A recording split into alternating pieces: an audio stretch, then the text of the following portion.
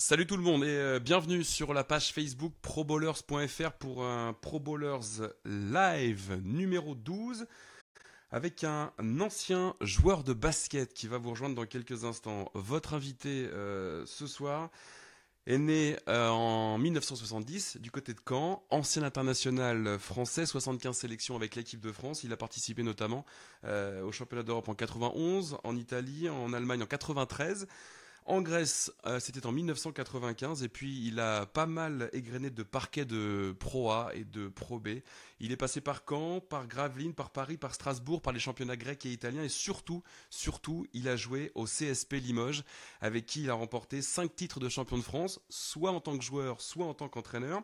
2 trophées Coupe de France, le trophée et la Coupe Robert Busnel, c'était en 1994 et 1995 et surtout, l'invité de ce soir a été champion d'Europe avec le Limoges CSP Limoges. C'était en 1993. Frédéric Fortet, actuel président du Limoges CSP, fait son Pro Bowlers Live ce soir. Bonsoir Frédéric. Bonsoir. Merci d'être avec nous. Alors, une petite question, président. On se dit tu ou on se dit vous? Non, non, fais comme tu veux, on va faire le plus simple possible. Bon, alors on va se dire tu. Parfait. Recule un tout petit peu ton téléphone, Frédéric, si tu peux. C'est J'ai essayé de parfait. trouver un bon angle pour que ça soit Bon, correct. super. Merci Frédéric d'être avec nous depuis Limoges, dans le bureau du Limoges CSP. Alors, on dit bien maintenant Limoges CSP et plus CSP Limoges, hein. Est-ce qu'on dit Marseille Olympique ou Olympique Marseille? C'est la Non même mais, chose. Il y a un oui, nom officiel, ouais, qui est le Limoges CSP. le Limoges CSP. Et l'actu du club, Frédéric, c'est ce match d'Eurocup hier soir, perdu à domicile de 2 petits points, 61-63 face à une grosse écurie européenne, le club russe de Krasnodar, troisième d'Euroleague l'an passé. Est-ce que tu peux nous raconter un tout petit peu la physionomie du match? Bon, effectivement, on était face à une très très belle équipe. On a toujours été dans le match, même si deux, trois fois dans le match, on était dans les cordes. On était en difficulté, mais on n'a rien lâché. C'est là où on voit que justement cette équipe, elle a du corps, elle a du cœur, elle a tout ce qu'il faut sincèrement pour nous aider à faire une belle saison.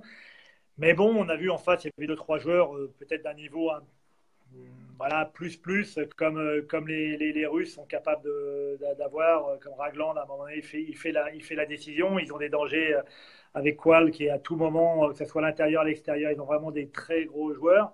Et malgré tout, tout le long de la partie, on a été là. Il y a un moment donné où, en première mi-temps, on est un peu en difficulté, mais on revient à la mi-temps, notamment sur un shoot incroyable d'Axel Bouteille, on passe devant. Et en deuxième mi-temps, c'est pareil, on est à un moment un peu dans les cordes, mais on tient. Et on a même le shoot de la gagne. Alors, un shoot très difficile, mais un shoot à 3 points. Et que si Gibson le met, il devient le héros de Beaublanc après le premier match de recoupe. Mais bon, voilà.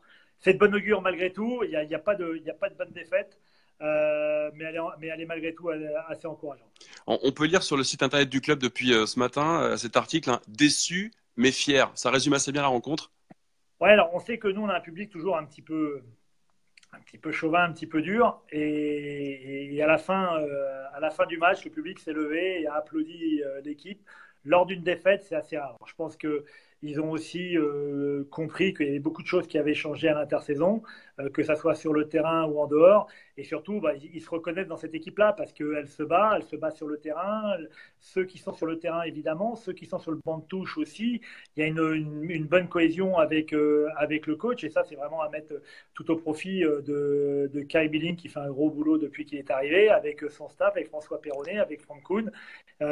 Olivier Bourguin est là aussi pour apporter certainement le lien entre ces différentes strates dans l'organisation sportive.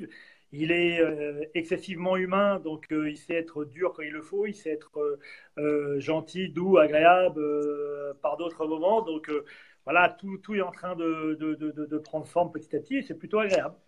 Olivier Bourga, le nouveau directeur sportif qui fait partie de l'envie du club de changement, le fameux projet Limoges CSP 3.0. On aura l'occasion d'en reparler tout à l'heure de ce projet. Non, euh, pas. on en reparlera. Le résultat d'hier en Eurocup, c'est plutôt de bon augure parce que la semaine prochaine, c'est direction Bilbao, hein. Dans une semaine, ce sera mercredi prochain, match à l'extérieur. Alors c'est vrai que on a fait un bon match, mais après aujourd'hui on a perdu, hein. Donc c'est là où c'est forcément un petit peu plus difficile. Des bons matchs quand on perd, c'est pas franchement à la culture limougeaude. Et tout en ayant fait un bon match, rien ne dit qu'on sera capable de rééditer ce genre de match à Bilbao, qui est le deuxième grand favori de la poule. Et on pourrait très bien arriver dans une semaine, avoir fait deux très bons matchs, à être 0-2 et à se mettre en grande difficulté avant de recevoir Berlin derrière. Donc oui, c'est de bon augure, mais il y a un moment donné, il faut prendre des points. Si vous rejoignez le Pro Bowlers Live de Frédéric Fortet, le président du Limoges CSP, n'hésitez pas à poser vos questions, hein. J'aurai le plaisir de poser vos questions tout à l'heure à la fin du live en direct, avec des réponses sans filtre du président Fortet. On parle de Coupe d'Europe au début de ce Pro Bowlers Live. Frédéric, en 1993, tu as gagné le titre de champion d'Europe avec Limoges, l'actuelle Euroleague. Les différentes Coupes d'Europe d'aujourd'hui, est-ce qu'objectivement, elles font toujours autant rêver? L'Euroleague, oui. L'Euroleague, oui, elle est toujours aussi forte, elle est toujours aussi belle, elle est toujours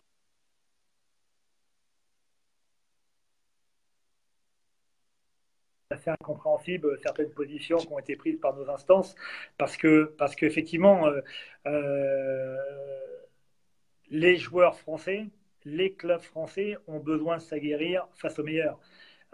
C'est toujours, c'est comme dans une fratrie, hein. Mettre des claques à son petit frère qui a 6 ans, c'est facile, quoi, hein. Par contre, être capable de s'étalonner face à son grand frère qui est plus grand, qui est plus costaud, qui a plus d'expérience, et ben on apprend beaucoup plus vite, quoi. Et là, aujourd'hui, malheureusement, on est capable de mettre des claques au petit frère, mais on n'a même pas la chance de discuter avec son grand frère. Et c'est lui qui va nous montrer la voie, c'est lui qui va nous expliquer par où il faut passer. On a déjà une difficulté de budget, de structuration, de développement dans les clubs français. Et si en plus on n'a pas l'occasion de se tester, nous, en tant que club, pour justement comprendre ce qui se passe à côté, comment ils fonctionnent, comment les grands clubs s'organisent et anticipent l'avenir dans leur développement. Et si nos joueurs, qu'ils soient français ou étrangers, on ne peut pas leur donner cette expérience-là, ça devient catastrophique. Il va y avoir les fenêtres internationales là, qui vont commencer dans quelques semaines. Et je vois sur le match d'hier, je ne pense pas que pour Limoges et pour le basket français, avoir joué l'Eurocoupe hier soir, ça soit vraiment mauvais, que ce soit pour Axel Bouteille, pour Manjaité, pour William Howard. C'est des joueurs qui vont, sans dévoiler de secret, mais est-ce qu'ils seront appelés dans 15 jours, 3 semaines, ou est-ce qu'ils seront appelés dans les 2-3 prochaines années? Mais le fait que pendant les fenêtres internationales, il n'y aura pas des joueurs NBA, peut-être pas de joueurs d'Euroleague, même si les joueurs d'Euroleague ont la capacité de venir, ça va dépendre de chacun. Mais ces joueurs français-là, forcément, à un moment donné, ils ont besoin de prendre de l'expérience internationale. Et cette expérience internationale, on la prend où? On la prend principalement en Euroleague. On en prend moins en Eurocoupe et en BCL. On en prend encore beaucoup moins dans la Basketball Champions League. On va passer très rapidement au championnat français. Frédéric Fortet, 5 titres de champion de France avec Limoges entre 89 et 2015. Alors soit en tant que joueur, soit en tant que président. On va faire, et je vais poser la même question, Fred. Est-ce que le championnat français que toi tu as connu en tant que joueur et en tant qu'entraîneur, est-ce qu'en 2017, ce championnat français, il fait toujours aussi rêver un président de club, un joueur ou le public de manière générale? C'est toujours difficile de comparer des époques. Mais ne serait-ce que par rapport à la scène internationale, aujourd'hui, on sait très bien que le basket français a reculé. Là où les autres ont continué à se développer, de façon des fois un peu désordonnée, mais avec des moyens forcément beaucoup plus importants. Alors après, on pourrait évidemment émettre des doutes sur d'où vient l'argent, comment est structuré dans les autres pays, les problèmes de charges, de taxes, d'impôts. Évidemment, c'est un problème, mais qui existait aussi il y a 20 ans ou il y a 30 ans en Europe.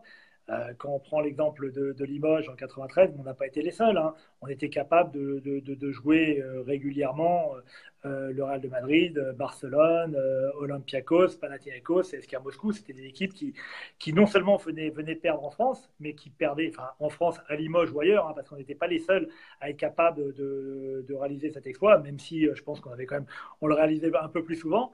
Il y avait plein de clubs français qui étaient capables de le faire. Et aujourd'hui, quand une équipe française arrive à battre une équipe du top 16 d'Euroleague, comme Nanterre a pu le faire face à Barcelone, c'est vrai que ça devient juste un exploit incroyable, alors qu'il y a 20 ans, c'était notre quotidien. Je me souviens d'une période, je crois que c'était en 95, où on jouait 2 jeudis de suite, puisque à l'époque l'Euroleague se jouait le jeudi. On recevait Real de Madrid et on recevait Barcelone, et les deux sont tombés à Beaublanc en une semaine, quoi. Aujourd'hui, c'est des performances qu'on n'est plus capable de voir. Donc oui, le basket français a reculé. Un bonsoir à André qui vient de rejoindre ton Pro Bowlers Live, Frédéric Forté. André qui parle des joueurs américains sur le terrain. Justement, on va avoir l'occasion d'en parler dans quelques instants. Début de saison en Pro A pour Limoges à l'équilibre. 2 victoires, 2 défaites. Avant la réception dimanche de Strasbourg à Beaublanc, devant les caméras des SFR Sport 2. En tant que président de club, est-ce qu'on a déjà un avis sur son équipe au bout de 4 saisons, de 4 rencontres, pardon, où on se dit que la saison est encore bien longue? Non, on va pas commencer à tirer des bilans au bout de 4 matchs, parce que ça veut dire que si on perd, enfin, sauf à Gravelines peut-être qu'il tire des bilans au bout de 4 matchs, mais sinon, sinon, sincèrement, on n'en tire pas aussi rapidement, parce que ça veut dire que le 5e match, qu'on gagne ou qu'on perde, on est obligé de refaire à nouveau un bilan et on s'en sort pas. C'est toujours ce que je dis, il y a la vision de la tortue, la vision de l'aigle. La vision de la tortue, c'est qu'on est confronté à notre quotidien et tout ce qui se passe, et la vision de l'aigle, c'est qu'on a une vision un peu plus lointaine. Alors aujourd'hui, on va essayer de dissocier les deux visions. Alors la vision, on va dire, de la tortue, c'est un peu la vision du quotidien du sportif, et c'est Olivier Bourguin qui en a l'entière charge et responsabilité. Et puis la vision de l'aigle, c'est un petit peu ce que tu disais tout à l'heure, avec cette projection du 3.0 et où on veut aller dans les prochaines années. Le grand débat du moment, Frédéric Forté, et depuis pas mal de temps déjà, c'est la balance joueurs américains, joueurs étrangers et joueurs français. Alors jusqu'à aujourd'hui, on avait laissé la parole à beaucoup de joueurs sur probowlers.fr. On va donner la parole ce soir à un président de club. Alors depuis l'an dernier, les clubs pro, on le rappelle, doivent aligner un minimum de 4 joueurs français, ce qu'on appelle les JFL, les joueurs français formés localement, pardon. Et puis les joueurs américains, on peut aller jusqu'à 6. Toi, avec le staff technique et le staff sportif, tu as fait le choix de faire 6 Américains et 5 Français, parce que quand on regarde le roster sur le site internet du club, il y a 5 Français et 6 Ricains. C'était important. 5, je pense, mais 5 Américains. Mais Ah oui, 5 Américains, tu as raison. 5 Américains et 5 Français. Donc, bon. on est vraiment à l'équilibre. C'était important pour toi de laisser la place à ces joueurs français dont tu parlais tout à l'heure, que ce soit en championnat français, en championnat européen, pour qu'ils se montrent?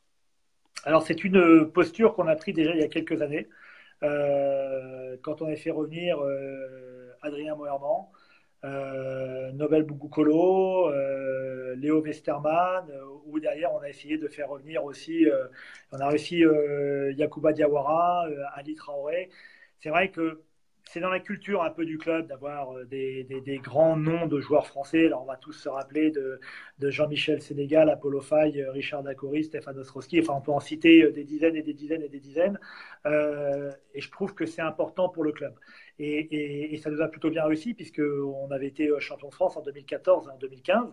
Et évidemment, derrière, quand on est une fois champion de France, c'est difficile de ne pas se faire piller ses joueurs. On a réussi à résister 1 an. En 2015, on a un nouveau champion de France et ça a été difficile. Et on voit aujourd'hui, tout le monde tombe sur Chalon-sur-Saône en disant oui, mais pourquoi ils n'ont pas gardé tous leurs joueurs? Ils avaient une équipe magnifique. C'est juste qu'à un moment donné, quand on est champion de France, on ne peut pas les garder, quoi. Ils multiplient leur salaire par 2, par 3, par 4 pour certains. Ils partent dans des pays où ils ne payent pas d'impôts. Donc on ne peut pas. Ça fait partie de notre économie et où il faut l'accepter. Alors évidemment, je pense qu'ils sont excessivement tristes à Chalon, mais il faut bien comprendre que c'est pas de la faute du club, c'est pas de la faute du président, c'est pas de la faute de l'entraîneur. C'est juste qu'à un moment donné, on est obligé de repartir à zéro parce qu'on est pillé de partout. Et quand il y a un club étranger qui vient multiplier par 3 ou par 4 le salaire du joueur, et ben le joueur, même s'il aime la France et même s'il aime son coach et son club, à un moment donné, il y a des vérités chiffrées qui font que on ne peut pas résister. Pour cette année, je dirais que quand on avait parlé, notamment avec Olivier Bourguin, un petit peu de la philosophie qu'on voulait mettre en place, de la physionomie de l'équipe, lui, c'est pour ça, au-delà du fait que je le connais depuis excessivement longtemps, je savais qu'il n'y avait pas avoir beaucoup d'ambiguïté sur sa façon de faire. Il s'est toujours appuyé sur des joueurs français quand il construisait ses équipes précédemment. Il a cette racine parce que ça a été aussi un joueur, il a porté le maillot de l'équipe de France, il a connu des grands clubs en France et à l'étranger, et donc forcément, il a cet attachement aux joueurs français. Et quand il a construit l'équipe avec Kyle, évidemment, il a tout fait pour essayer d'avoir un maximum de joueurs français. Et quand on a pu avoir, comme je disais tout à l'heure, William Howard, Axel Bouteille, Manjaité, c'est extraordinaire pour le club de pouvoir s'appuyer sur ces joueurs-là. Et si par malheur, il n'avait pas pu, si on n'avait pas pu s'entendre financièrement, s'il n'avait pas accepté d'avoir des responsabilités, parce que non seulement ils sont venus chez nous, mais ils sont venus avec des vraies responsabilités, hein, avec des rôles majeurs. Et ben, on aurait pris des joueurs étrangers comme n'importe qui, mais ce n'était pas notre volonté première. On entend souvent dire que les joueurs US sont importants pour le spectacle. Et là tu m'as donné, tu as poussé une porte qui était déjà ouverte, mais à l'image d'Axel Bouteille, par exemple, qui sort 19 points hier soir en Eurocup, ça montre aussi que les joueurs français savent faire le show quand il faut. Bien sûr, mais il y en a plein des joueurs comme ça. Mais il n'y en a peut-être pas assez pour 34 équipes en Pro A, en Pro B. Voilà, donc il y a un moment donné, quand on n'a pas le joueur, évidemment, mais je pense que c'est la politique à Limoges, mais c'est la politique dans quasiment dans tous les clubs en France. Hein. On préfère avoir 2 ou 3 joueurs français majeurs. Mais au bout d'un moment, il n'y a pas toujours assez de talent. Il ne faut pas oublier qu'il y en a quand même beaucoup qui sont partis en NBA. Il y en a beaucoup qui jouent en Europe et notamment en Euroleague. Et que même ceux-là, on n'arrive pas à les garder. Et d'autres qui sont dans des championnats, entre guillemets, un peu plus mineurs. Mais aujourd'hui, tout le monde essaye d'avoir les bons joueurs français et de pouvoir justement les avoir et construire l'équipe avec eux, autour d'eux, avec eux, en leur donnant des responsabilités. Et quand on ne peut pas les avoir, on fait quoi? On prend des joueurs américains. Ce n'est pas forcément des choix premiers, hein, pour les clubs. Au bout d'un moment aussi, ce qu'il faut comprendre, c'est quand on met un joueur français et qu'en face, il y a un Américain, un joueur français, on connaît sa valeur. On ne peut pas faire de coût financier entre guillemets sur un joueur français parce que il est là, il est connu, on sait son caractère, on sait son niveau de jeu, on sait son niveau de salaire, donc on accepte de le faire ou pas, de le signer ou pas. Par contre, sur un joueur américain, il y a tellement de bons joueurs américains qui n'ont pas de proposition, c'est qu'on peut faire des coups. Alors, quand on n'a pas beaucoup d'argent, c'est aussi un moyen d'exister sportivement, avec le risque évidemment qui est démultiplié parce que le joueur, on le connaît moins. Mais quand Jean Choulet signe Robertson il y a 3 saisons, c'est juste un coup incroyable. Il a certainement été proposé à quasiment à tous les joueurs. Il valait une bouchée de pain à l'époque. Et je pense que dans sa démarche, peut-être qu'il a cherché à avoir un joueur français à l'époque. Il y avait Léo Westermann, il pouvait y avoir Andrew Albici ou des joueurs comme ça. Mais sur la valeur, c'était 4, 5, 6 fois plus cher non, peut-être pas autant, mais au moins 3 fois plus cher que Robertson. Et c'est là où, quand on n'a pas l'argent ou qu'on n'a pas la possibilité de faire, à un moment, on prend un joueur qui vaut 3 fois moins cher et qui, au final, peut être quasiment du même niveau, voire supérieur. Et c'est là où, forcément, on ne favorise pas l'éclosion des joueurs français. C'est là, il faut peut-être réfléchir, justement, aujourd'hui, sur la réglementation, avant que tu me poses la question, mais sur ce qu'il faut... non, mais ce qu'il faut faire, parce que y a, dans le sport, il y a une équipe à laquelle on ne peut pas toucher, c'est l'équipe nationale. L'équipe nationale, elle est au-dessus de tous les clubs, elle est au-dessus de toute la vision, de tout ce qu'on peut faire, et que forcément, il faut que cette équipe nationale elle soit protégée. Et pour qu'elle soit protégée, il faut l'alimenter de bons joueurs. Et pour qu'elle soit alimentée, il faut que les bons joueurs français puissent jouer en France, pour ceux qui peuvent jouer en France, qui jouent à l'étranger, pour ceux qui peuvent jouer à l'étranger, que ça soit en NBA ou en Euroleague. Et puis voilà, mais si on donne la possibilité à un club, à un président, à un entraîneur qui joue tous les samedis sa tête, parce que tous les samedis, tous les coachs jouent leur tête. Donc, à un moment donné, on leur dit, si j'ai la possibilité pour 70 000 $ d'avoir un joueur qui va pouvoir me faire 1,5 points de moyenne s'il est français et éventuellement 17 ou 18 s'il est américain, il ne va pas prendre le risque. Et on ne lui reprochera jamais d'avoir pris un américain alors qu'on lui reprochera de prendre un joueur français. Donc, quand on laisse la possibilité ça ne marche pas. Donc, c'est pour ça qu'il faut certainement, et j'ose espérer, mais enfin, je me bats depuis des années et je ne suis pas écouté. Je pense que je ne le ferai pas plus après cette émission-là. Mais il faut donner la liberté aux joueurs français de jouer. Il faut avoir certainement 2 Américains parce que c'est le côté quand même un petit peu exotique ou 3 Américains s'il le faut. Il faut ouvrir complètement aux joueurs européens parce que ça, c'est la législation européenne qui fait qu'on ne peut pas empêcher un club aujourd'hui de recruter un nombre d'Européens dans son équipe. Mais sachant qu'on ne va pas aller chercher un Polonais, un Turc ou un Finlandais de troisième zone, alors qu'aujourd'hui, ou dans leur championnat ou en Europe, ils vont gagner beaucoup plus qu'en France. Donc forcément, cette ouverture légale va permettre de réduire très rapidement le nombre d'étrangers à 2 ou à 3 et à 6 ou 7 joueurs français par équipe qui vont prendre de l'expérience et qui vont être pendant les fenêtres internationales être des joueurs avec de l'expérience. Je ne sais pas, Frédéric Fortet, si tu vas être entendu et écouté ce soir, mais en tout cas, ce que je sais, c'est que pas, mais on verra. Je tiens ce discours depuis des années et ça ne sera jamais. Déjà parce qu'à un moment donné, parce que c'est moi et que ça pose problème, mais que de toute façon, le problème, c'est que c'est aux joueurs français aussi de se mettre en avant à un moment donné. Alors, je vais pas défendre la Ligue nationale de basket parce que c'est pas mon rôle ce soir. Mon rôle, moi, ce soir sur ProBallers.fr, c'est de te donner la parole. En revanche, la Ligue nationale, cette semaine de basket, a annoncé que dans un an, en septembre 2018, il y aura un nouveau plan stratégique présenté pour le basket français, avec pas mal de choses. Nouvelle identité très claire et très forte pour la Ligue, renforcer le développement des clubs, renouveler sa gouvernance, créer de nouveaux partenariats publics et privés. Donc, dans un an, ça devrait bouger. Ça montre aussi, Fred, que la Ligue nationale de basket n'a pas forcément la réponse à tout le monde et au président de club, mais a envie de faire bouger les choses. Oui, certainement, mais heureusement. C'est quand même, on ne peut pas se développer sans la Ligue. Je veux dire, à un moment donné, la Ligue, c'est l'institution suprême qui est au-dessus de nous, sur laquelle repose évidemment la construction du basket professionnel, Pro A, Pro B. Et voilà, après, évidemment, on va pas rentrer dans les débats avec la Ligue parce qu'on n'en finira pas, et puis ça va être un pugilat, et puis j'ai pas du tout envie de rentrer là-dedans. On n'est pas là pour ça. Non, et puis il y a des décisions qui ont été prises qui sont excessivement compliquées.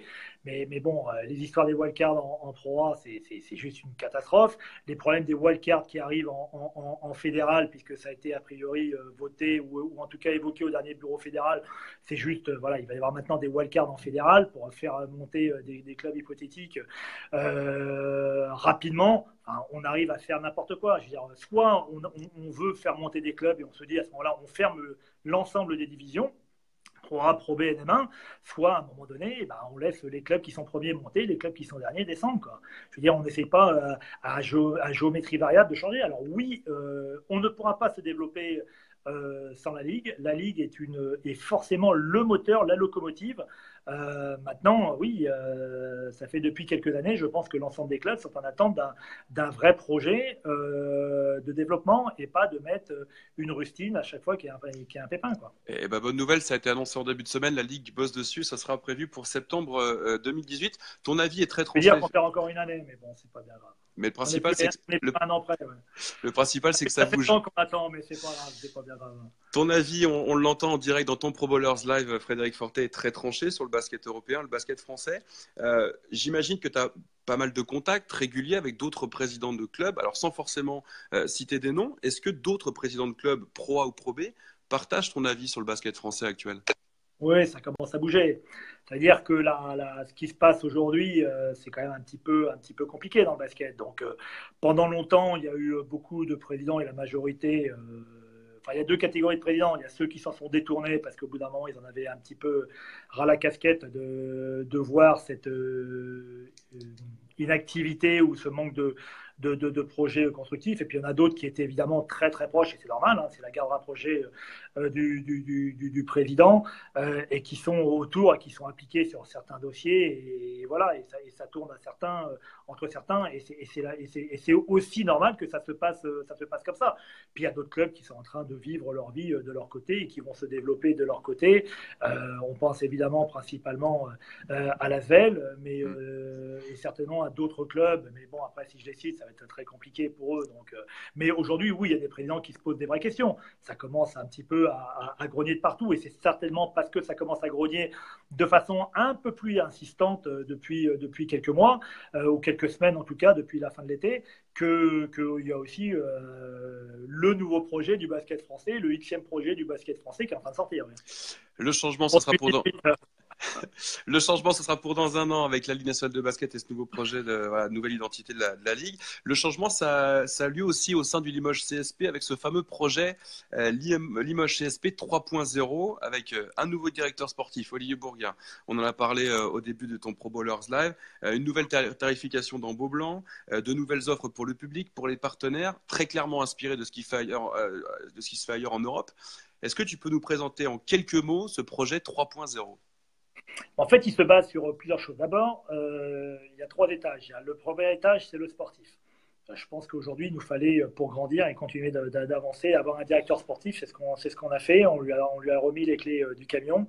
Il a une liberté totale dans le fonctionnement, dans le recrutement des hommes, de l'organisation, de l'administration, de ce qu'il veut faire. C'était incontournable pour qu'on continue à avancer. Et ensuite, dans la structuration administrative, il y avait principalement développé la fan expérience avec une partie à Beaublanc, c'est-à-dire apporter plus de services pour les spectateurs qui viennent dans la salle, que ce soit nos supporters, nos abonnés, nos partenaires, qu'ils soient privés ou publics, essayer justement d'amener des choses un petit peu nouvelles. Alors, on s'est appuyé sur des compétences externes justement pour nous permettre de nous renforcer dans cette fan expérience. Aujourd'hui, venir à un match, arriver 5 minutes avant, repartir 5 minutes après, je crois que c'est un basket ou c'est une façon de consommer d'une autre époque qui a certainement existé dans les années 80, 90, qui existait peut-être encore il y a une dizaine d'années. Aujourd'hui, les gens ne veulent plus ça et c'est pour ça qu'au bout d'un moment, il y a tellement d'offres. Alors, Internet et ce que tu es en train de faire aujourd'hui avec ProBaller fait que on a tellement la possibilité de consommer tout ce qu'on veut, où on veut, de chez soi, que forcément, il fallait ouvrir une partie sur le digital. Et c'est pour ça que la dernière partie, c'était de dire oui, on augmente la fan expérience dans Beaublanc, avec des nouvelles buvettes, des nouvelles animations, des échanges avec nos différents publics, et une partie aussi pour ceux qui ne sont pas à Beaublanc. Et c'est pour ça qu'on a lancé aussi une application complètement nouvelle qui permet à tous ceux qui nous suivent en France et ailleurs, puisqu'on voit des connexions tous les jours qui viennent de Chine, qui viennent des États-Unis, d'Afrique. C'est d'ailleurs assez surprenant de ce côté-là, mais voilà. Et ces gens-là qui sont soit attachés à Limoges, parce que c'est des gens de Limoges qui sont expatriés aujourd'hui, soit c'est des gens qui ont un attachement particulier au club, puisque je rappelle, on est quand même le 20e club le plus connecté en Europe. On en est assez fiers aujourd'hui, et d'autant plus que ce n'est pas une étude qui vient de nous, c'est un truc indépendant qui a été fait. Donc on est assez fiers aujourd'hui d'être le premier club français connecté. Je crois que le deuxième, c'est la Ligue avec son nouveau site, là, parce que là, ils sont en train d'augmenter les connexions avec le nouveau site et l'application qu'ils sont en train de faire. Mais je dis en rigolant, mais c'est vrai que quand on est une ligue professionnelle, quand on ouvre son championnat avec un site qui ne marche pas, avec une application qui ne marche pas, qu'on est obligé de 15 jours de revenir en arrière avec l'ancien site qui ne marche pas non plus, c'est compliqué. Je veux dire, si ça se passait au foot, au rugby, dans une ligue qui doit être professionnelle, mais ça aurait fait la première page de l'équipe et ça aurait été des démissions en cascade. Là, aujourd'hui, et c'est là où on voit que le basket ne compte plus aujourd'hui dans le paysage journalistique, c'est que tout le monde s'en fout et ça n'a même pas fait une ligne nulle part. Dans l'équipe, personne n'en a parlé. Dans les sites même spécialisés, ça a quasiment fait un article de 3 lignes en disant bon, c'est pas grave, on est habitué, quoi. C'est là où la médiocrité aujourd'hui est mise à l'élément de base de référence et c'est difficile, je trouve, pour tous nous les clubs qui travaillons derrière. Bon, alors le principal, c'est que le site de la LNB est revenu à l'ancienne version, mais que là, ça marche. Donc ça, c'est bon, on a les bonnes. Non, j'ai suivi le dernier match, il ne marchait pas. Alors, pas sur le live. Il y avait 0-0 à Boulazac au bout de 20 minutes. Ou alors, il c'était vraiment deux peintres, à Boulazac et puis à Gravelines. Ou alors, il y avait des petits soucis quand même. Ce que je veux dire, pas grave, c'est comme ça. Ce que je veux dire, Fred, c'est qu'à la fin de certains matchs, quasiment tous les matchs, on a pu avoir les bonnes stats. Alors le live, effectivement, peut-être un petit peu ralenti, mais bon. En tout cas, l'application dont tu parles pour l'application smartphone pour CSP Limoges, on est content parce que sur probowlers.fr parce que c'est ProBowlers qui fournit les stats des joueurs sur l'application. Donc par définition, on s'appuie toujours sur les meilleurs. Le message est passé. Le projet 3.0, tu parlais de la fan zone à l'intérieur de Beaublanc. C'est aussi une manière pour toi et le club de continuer de remplir Beaublanc, d'attirer un nouveau public. Parce que l'an dernier, par rapport au classement d'affluence, Beaublanc est sorti en 4e position avec 4700 spectateurs de moyenne sur une capacité de 5005. Alors on va parler un peu chiffres. 85% de taux de remplissage. C'est bien pour un président de club ou on peut toujours faire mieux? Sachant que je pense que c'est bien pour un président de club, mais ce n'est pas forcément bien pour le CSP Limoges. Il y a plusieurs facteurs qui sont venus expliquer tout ça. Tout d'abord, on vient voir une équipe qui gagne, mais on ne vient plus voir simplement une équipe qui gagne. Donc, le fait qu'on vient de faire 2 saisons quand même difficiles, où la qualité du jeu n'a pas été exceptionnelle, où les résultats n'ont pas été là, au bout d'un moment, il faut, même quand il n'y a pas beaucoup de concurrence sur une ville comme Limoges et qu'on est une marque forte, à un moment donné, on vient quand même voir, c'est quand même plus agréable de voir une équipe qui gagne, qui se bat, qui est enjouée, qui sourit, et ça n'a pas été le cas depuis 2 saisons. Donc ça, c'est difficile. La demande naturelle du spectateur, elle est aujourd'hui à baisse. Il y a tellement d'offres. Il y a 20 ans, on venait voir le CSP où il n'y avait rien d'autre. Aujourd'hui, de son téléphone, de sa maison, on peut suivre tous les spectacles du monde en étant assis chez soi. Donc forcément, c'est un petit peu l'offre aux spectateurs a un petit peu changé. C'est forcément le premier point.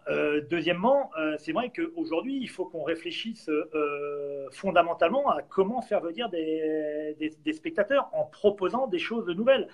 Quand on a fait quelques focus group l'année dernière, à la même période, il y a quasiment un an, pour savoir ce qu'attendaient nos spectateurs. Et on s'est rendu compte qu'aujourd'hui, il y a toujours une part de fidèles, de supporters, de fans, des gens qui vont travailler le matin avec le maillot vert du CSP. Ceux-là, on les a et c'est notre base. C'est avec eux, évidemment, qu'on va construire le CSP de demain.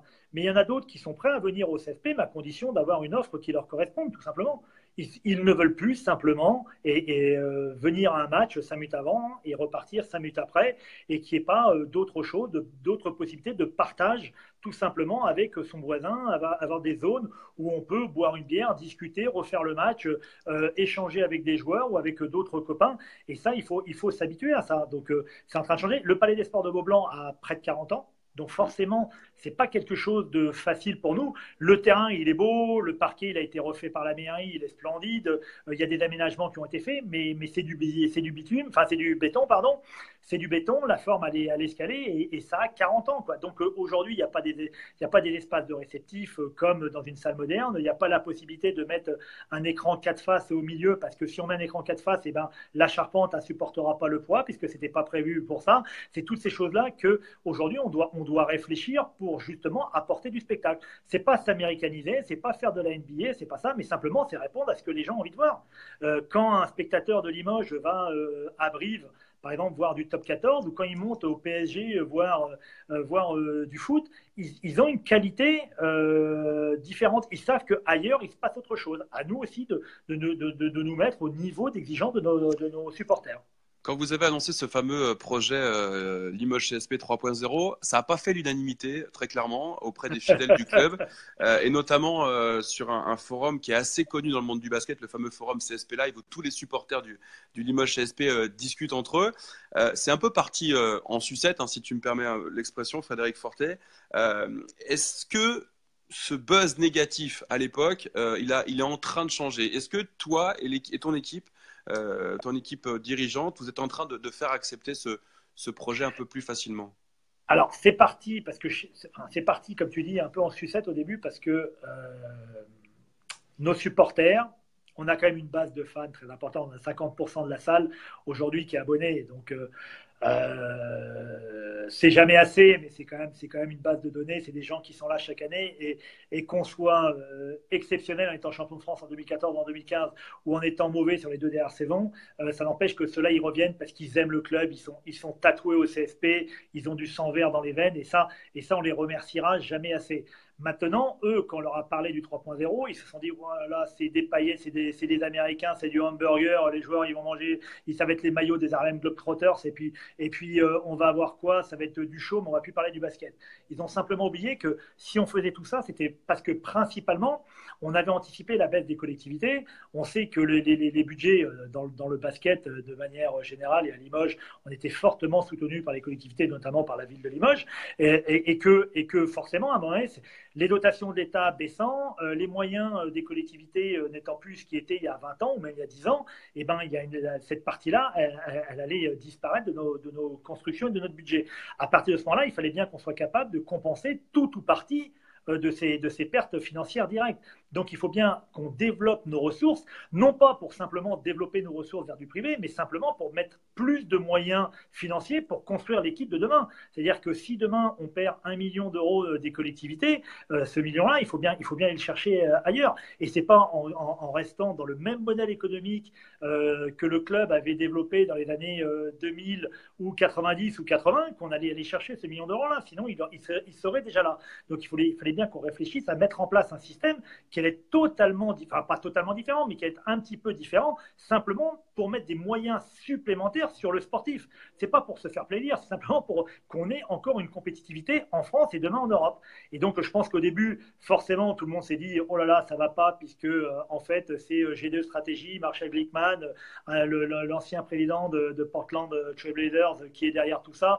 Ça va être compliqué. On a juste oublié que Marshall était quelqu'un qui était en partenariat avec la Ligue nationale de foot depuis des années, qui suivait l'Olympique de Marseille, l'Olympique lyonnais, le PSG en foot, mais aussi des plus petits clubs comme les Chamois niortais, le club de La Rochelle en rugby, et que donc forcément, il avait une vision très franco-française aussi de notre problématique, en amenant des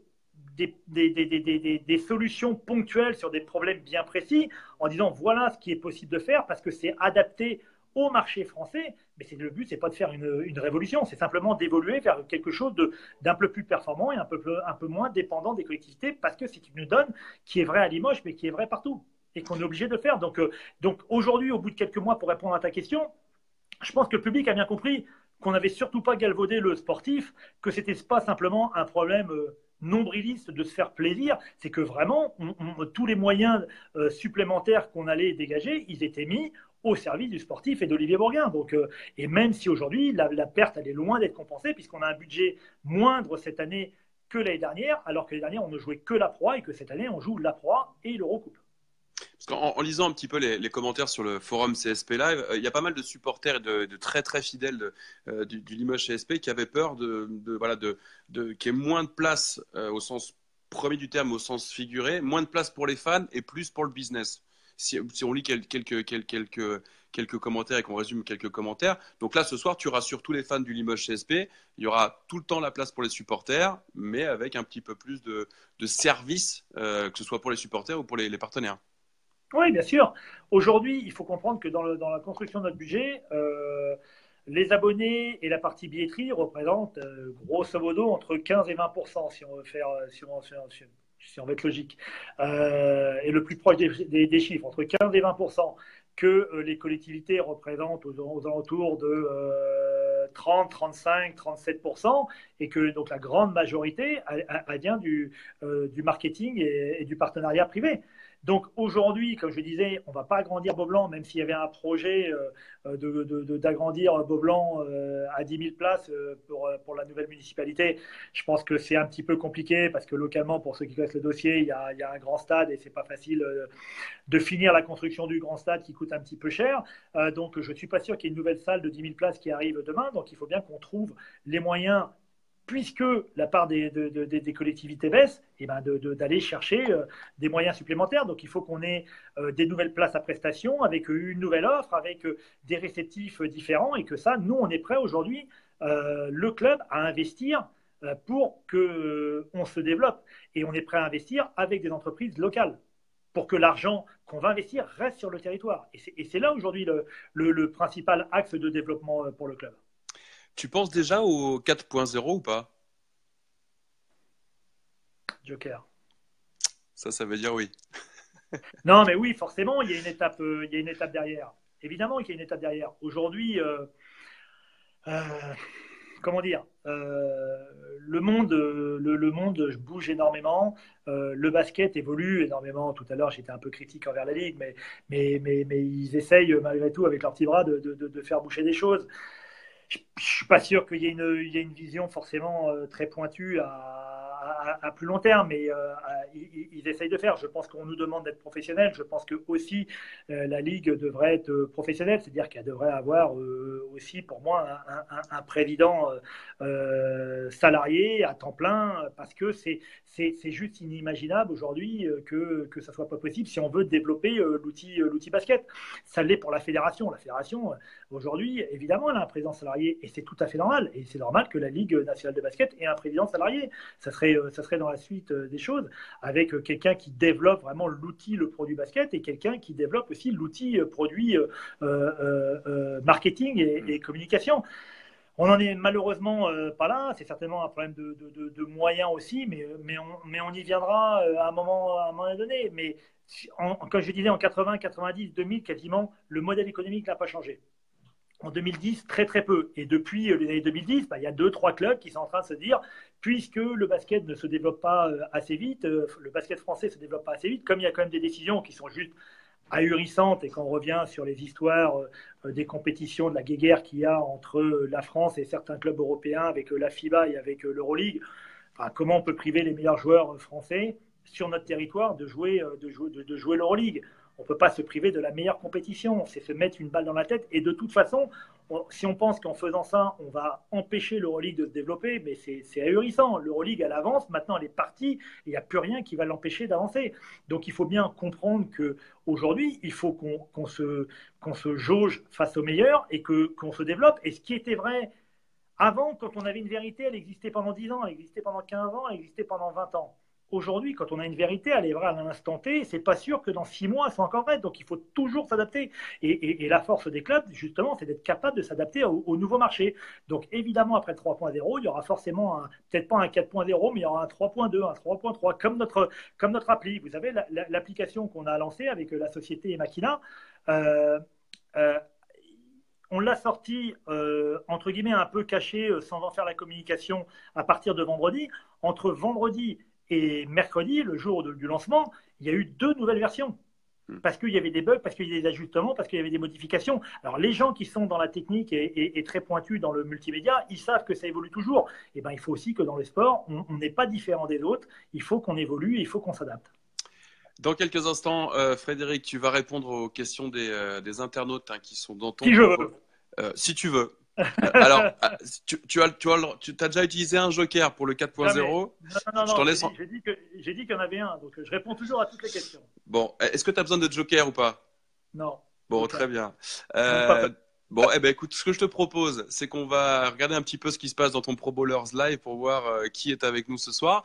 Angélique te pose une question en direct. Y aura-t-il des renforts au CSP? Et si oui, sur quel poste? J'ai pas utilisé de joker, il faudrait qu'elle appelle Olivier Bourguin pour savoir ça. Non, mais aujourd'hui, on est en train de voir, de réfléchir et d'évaluer justement la performance de l'équipe. On a vu notamment depuis le début de la saison, hormis un couac ou HTB, mais qui peut s'expliquer aussi pour différentes raisons. Et notamment, je pense, on avait fait un très bon match quelques jours avant face à Chalon. On s'est peut-être cru un petit peu trop bon en début de saison. Le déplacement était très long. Il y avait plein de joueurs qui revenaient hier Toulon, qui jouaient devant leurs proches. Donc, j'avais peut-être un peu d'émotion supplémentaire. On est passé complètement à côté. Mais à côté de cela, on a fait un super match contre Villeurbanne, un très bon match contre Chalon-sur-Saône.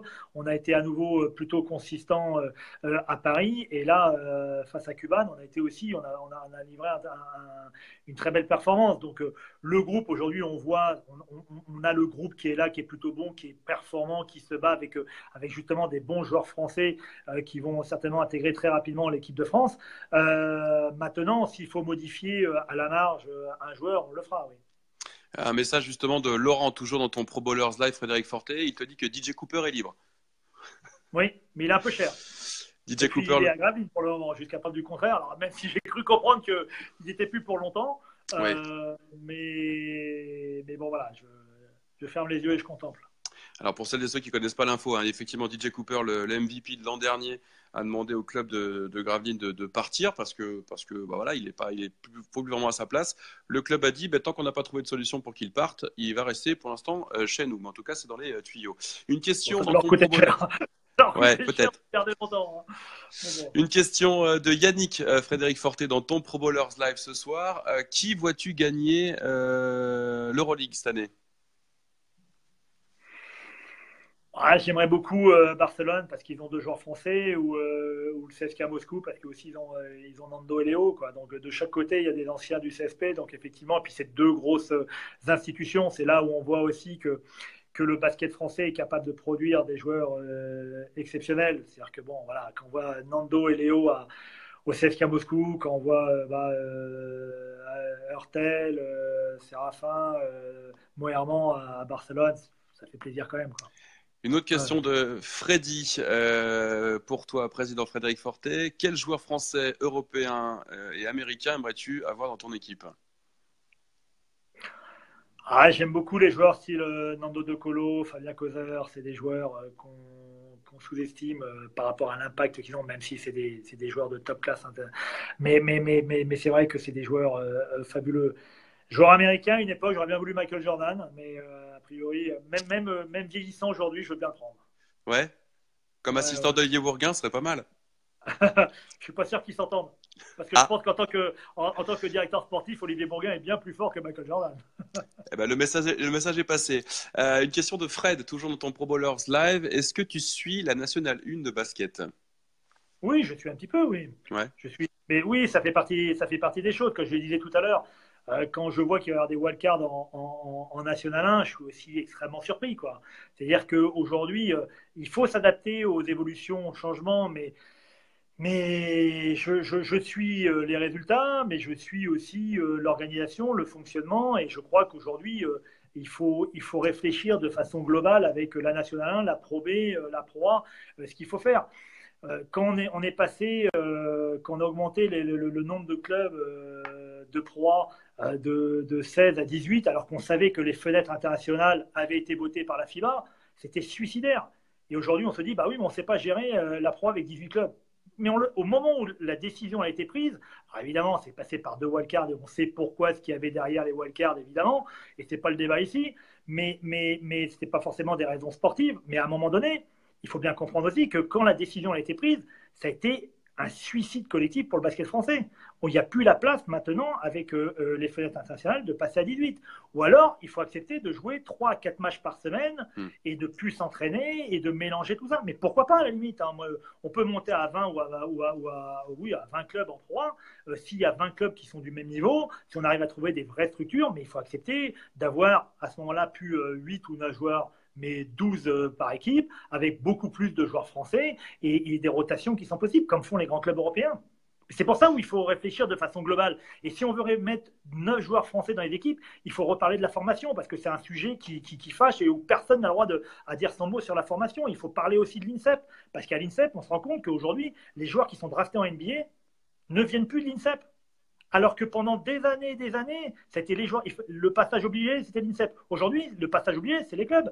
Donc ça veut dire que ça change aussi. C'est-à-dire que ce qui était vrai il y a 10 ans ne l'est plus. Et on ne peut pas renouveler à l'infini un système qui ne marche pas et qui coûte la peau des fesses. Donc aujourd'hui, quand on parle de modifier les choses, ça ne peut pas être ce qui se passe aujourd'hui, mettre une rustine sur un pépin. Un problème, il faut réfléchir dans la globalité du basket, de ce qu'on veut faire et de la Nationale 1, c'est-à-dire et du secteur entre guillemets semi-pro, et du secteur pro, et de l'arbitrage, et de l'organisation des clubs, et des déplacements, et des calendriers, et de l'international, et de l'Euroleague. C'est un chantier, mais j'ai hâte de le lire en 2018, le nouveau projet de la Ligue. Hein. Un supporter du Portel qui rejoint dans ton Pro Bowlers Live qui te demande si tu seras au match du Carnaval au Portel, le Portel Limoges. Évidemment, pourquoi j'y serais pas? Voilà, donc Sam, le président Forté, sera effectivement sur place. Une autre question d'un autre. J'attends Sam au match, j'espère qu'il sera là. Eh ben voilà, Sam, n'hésite pas, Sam, à aller voir Frédéric Forté, il sera bien content de te rencontrer. Une question de Jean-Sébastien, supporter de Châlons en Champagne, cette fois-ci. Présent le 20 octobre? Ah non, vendredi prochain, non, j'y serai pas. Bon, Désolé. désolé pour Jean-Sébastien. Et une question joueur, une question d'Antoine. Y a-t-il un regret du président Frédéric Forté d'avoir signé Fréjus Zerbo aussi longtemps? Oh non, pas du tout, pourquoi? Non, mais Fréjus, c'est une histoire d'amour entre lui et nous. C'est un gars qui est exceptionnel, humainement fabuleux. Le fait que quand on peut avoir un quatrième intérieur de son niveau, et notamment par rapport à la Coupe d'Europe, parce qu'il a un physique très particulier, il nous rend plein de services, évidemment c'est intéressant. D'ailleurs, à l'origine, il ne devait pas être gardé cette année, et quand on a su qu'on faisait l'Eurocoupe, la priorité d'Olivier Bourgain et de Kyle était de dire il faut qu'on garde Fréjus. Donc il n'y a aucun souci avec lui, bien au contraire. Hein. Et il reste maintenant 3 questions. Alors, ce n'est pas des questions d'internautes, mais c'est des questions qu'on avait préparées, nous, sur probowlers.fr avant de te laisser retourner à tes activités en direct depuis le bureau du Limoges CSP à Limoges. Si Frédéric Fortet pouvait écrire le futur du basket français, il écrirait quoi? J'écrirai ce qui va de toute façon se passer avec deux clubs français en Euroleague. Le premier, ça sera évidemment Villeurbanne, qui sera dès l'année prochaine, d'après ce que je peux savoir, et je trouve que c'est tout à fait normal. Il faut qu'aujourd'hui, vu la vitesse à laquelle se développe Villeurbanne, ce qu'ils sont en train de mettre en place, je ne vois pas comment ils n'y seront pas, et si mes informations sont bonnes, et je pense qu'elles le sont, ils y seront dès l'année prochaine, et certainement pour plusieurs années, et je suis très content pour eux et de ce qui se passe, parce qu'on a besoin d'une locomotive comme celle-là, et quand je disais tout à l'heure, il y a deux types de présidents. Il y a ceux qui sont impliqués directement dans le fonctionnement de la Ligue, et il y en a d'autres qui en ont un petit peu ras-le-bol et qui disent bah, moi, je vais vivre ma vie. Et évidemment, Tony Parker fait partie de la deuxième catégorie. Et je pense que c'est vraiment l'intérêt du basket français qu'on ait un représentant avec l'ASVEL dès l'année prochaine. Et d'ici quelques années, un deuxième représentant obligatoirement à Paris. Alors après, que ça soit Nanterre, que ça soit Levallois aujourd'hui, ou que ça soit au travers du projet de Tremblay et du Colisée, puisque ça va être un gros projet qui va quand même sortir d'ici quelques années. C'est une salle qui a été pensée pour le très haut niveau, qui est très moderne, qui va permettre justement de développer des ressources et d'avoir une équipe compétitive aussi en Euroleague dans les prochaines années. On m'a déjà posé 40 fois la question comment le président de Limoges peut soutenir ce projet-là, mais c'est comme je soutiens le projet de Villeurbanne, on a besoin de locomotives et que ça sera forcément, ça passera par Tremblay, ça passera dans le Grand Paris et ça passera par Villeurbanne. Si Frédéric Fortet pouvait écrire le futur du Limoges CSP, il écrirait quoi? Un club qui joue la Coupe d'Europe régulièrement, qui continue à se développer, qui continue à être en avance sur son temps. Ce qui est marrant, c'est qu'on a mis en place dans les nouveautés qu'on a fait cette année, il y a un espace réservé aux partenaires qui a été marketé qui s'appelle le Carré Minito. Et dans cet espace-là, en fait, on a été copié par les Américains. C'est assez rare pour le faire puisque les Atlanta Hawks vont le mettre en place lors de la saison prochaine. Donc on est un peu fiers quand même en Limousin d'avoir ouvert la porte. Mais vous savez, hein, je vais dire 5 ans pour être large, mais je vais dire dans 3 ans, on ne sera pas les seuls.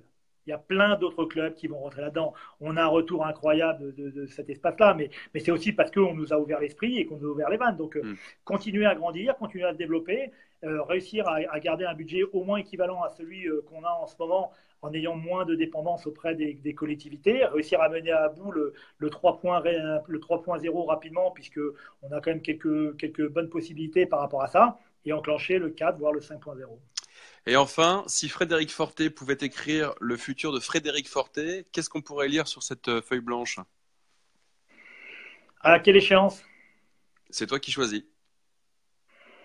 À très court terme, je veux dire dans les 3-4 prochaines années, c'est réussir à mener de front des ambitions sportives et des ambitions de développement du club. Bon, ça, je dirais à 4 ans, puisque Olivier Bourgain est là pour les 4 prochaines années, même si j'espère qu'il restera beaucoup plus longtemps que cela derrière, parce que j'ai vraiment une foi incroyable en lui, et les premiers résultats montrent qu'il ne s'est pas trompé.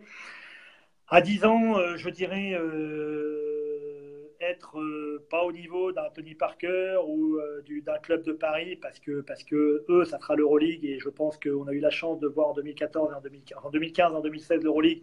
Malheureusement, je pense que ça sera de plus en plus difficile pour d'autres clubs que ces deux grandes villes-là de voir l'Euroleague, mais par contre d'être un club installé, performant en Eurocoupe, avec des fois des vraies capacités de jouer ça. Et de jouer crânement contre des très grosses équipes. Et il faut arrêter aussi, j'en profite pour faire un aparté, mais Il faut aussi arrêter de dire qui est la deuxième meilleure compétition. Est-ce que c'est l'Eurocoupe? Est-ce que c'est la BCL? On a besoin de tous les clubs français en Eurocoupe, lapsus, En Coupe en d'Europe. Coupe d'Europe, parce que c'est l'intérêt de tout le monde. Et à plus de 10 ans, je commencerai à avoir plus de 57 ans. C'est peut-être tout simplement de profiter un peu de la vie et de savoir me calmer et me reposer, même si très sincèrement, dans 10 ans, je pense que je serai toujours à Limoges et je serai toujours dans le même état d'esprit. Frédéric Fortet, merci d'avoir fait ton Pro Bowlers live ce soir en direct sur la page Facebook probowlers.fr. Pour sortir de ton live, Frédéric a marqué Frédéric Fortet en haut de ton téléphone avec une toute petite croix. Tu appuies sur la croix et je te remercie de la part de tous les internautes d'avoir donné quasiment 1 heure de ton temps ce soir pour ce direct sur Facebook. Merci à vous, en tout cas, c'était très sympa. Merci Frédéric Fortet, président du Limoges CSP. Je te laisse sortir du live, Frédéric, et puis merci à vous. Salut, salut, à bientôt. Merci à vous d'avoir choisi de suivre ce live ce soir.